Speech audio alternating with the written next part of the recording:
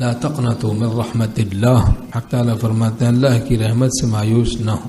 ان اللہ یغفر الذنوب جميعا، اللہ سارے گناہوں کو بخش دے گا. انہ هو الغفور الرحیم، وہ غفور ہے رحیم ہے. انہ لا ییأس من روح اللہ الا القوم الکافرون، اللہ کی رحمت سے مایوس نہیں ہوتے مگر کافر لوگ. مایوسی حرام ہے، اللہ کی رحمت کا امیدوار رہنا فرض ہے. مایوس نہ ہوں اہل زمین اپنی خطا سے، تقدیر بدل جاتی ہے مستر کی دعا سے. جس کے لیے دعا کا دروازہ کھول دیا گیا اس کے لیے رحمت کا دروازہ کھول دیا گیا. الدعاء مخ العبادہ، حدیث پاک میں ہے دعا مغز عبادت ہے، عبادت کا مغز ہے. حدیث پاک میں ہے کہ جو اللہ سے سوال نہیں کرتا اللہ اس پر غضبناک ہوتا ہے. اذا سألت فاسأل اللہ واذا استعنت فاستعن باللہ. آپ صلی اللہ علیہ وسلم نے فرمایا جب تجھے سوال کرنا ہو اللہ ہی سے سوال کر، جب تجھے مدد مانگنی ہو اللہ ہی سے مدد مانگ. ایاک نعبد و ایاک نستعین، ہم آپ ہی کی عبادت کرتے ہیں آپ ہی سے مدد مانگتے ہیں. سجدے میں سر ہو چشم بھی یوں اشک بار ہو، رحمت کا تیری سر پہ میرے آبشار ہو. امام یعقوب نانوتوی رحمہ اللہ عجیب بزرگ تھے، فرماتے تھے جس عرضی کا مضمون مالک تعالی شانہ سکھائے اس کے عدم قبول کا احتمال نہیں ہوتا. یعنی قرآن و حدیث کی دعاؤں کو مانگنے والا محروم نہیں ہوگا، وہ محروم نہیں ہوتا، بس مانگنے کی کمی ہے، مانگنے کی کمی ہے. حدیث پاک میں سب سے بڑا سخی اللہ ہے. پھر آپ صلی اللہ علیہ وسلم نے فرمایا میں ہوں. پھر وہ شخص جو دین سیکھے اور سکھائے تو وہاں بخل نہیں ہے. بل یداہ مبسوطتان، تعالیٰ فرماتے ہیں اللہ کے تو دونوں ہاتھ کھلے ہوئے ہیں. ينفق كيف يشاء، وہ جس طرح چاہتا خرچ کرتا ہے. اس کے ہر فعل میں حکمت ہے. سبحان، حکمت ہی حکمت ہے ان کے ہر فعل. اپنے خیالات کو حسن زن سے بھر لو. حکیم الامت رحمہ اللہ فرمایا اپنے خیالات کو حسن زن سے بھر.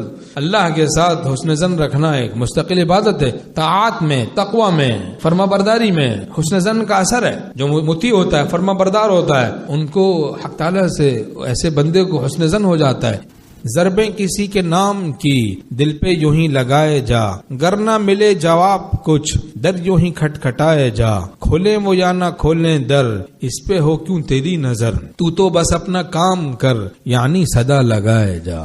جو دین مانگتا ہے اللہ سے ضرور اللہ اس کو دین عطا کرتا ہے. از دعا نبوت مراد عاشق، عاشقوں کی مراد دعا سے مقصود محض یہ نہیں کہ میری مطلوبہ چیز مجھ کو مل جائے، بلکہ ان عاشقوں کو اس محبوب حقیقی کے ساتھ دعا کے بہانے کچھ بات چیت کرنے کا موقع نصیب ہو جاتا ہے جس سے ان کی جان میٹھی ہو جاتی ہے. ہمارے شیخ رحمۃ اللہ نے فرمایا دیکھو چور چوری کرتا ہے تو اس کی سزا میں اس کا ہاتھ کاٹ دیا جاتا ہے. تو کیوں کہ اس نے سرکاری پیالے کی کشکول کی ناقدری کی. کیونکہ ہم فقیر ہیں، ان کے دنیا کے فقیر بھیک مانگتے ہیں لیکن جب سونے لگتے ہیں تو اپنے پیالے کو کشکول کو طاق میں رکھ دیتے ہیں. لیکن ہم لوگ چونکہ دائمی فقیر ہیں، مستقل کے فقیر ہیں. یا ایھا الناس انتم الفقراء الی اللہ، اے لوگو تم سب اللہ کے فقیر ہو. ہماری فقیری رجسٹرڈ ہے تو ہم سب فقیر ہیں. تو ہمارا پیالہ ہمارے ساتھ لگا ہوا ہے. 3 بج رہے ہوں، 2 بج رہے ہوں، رات ہو، دن ہو، دوپہر ہو، شام ہو، کہ بھائی جب آنکھ کھلے جب موقع ہو بس ہاتھ اٹھائیں اور ان سے بھیک مانگیں. دائمی فقیر ہیں ہم، دائمی فقیر. فقیروں کا کام بھیک مانگنے سے بنتا ہے.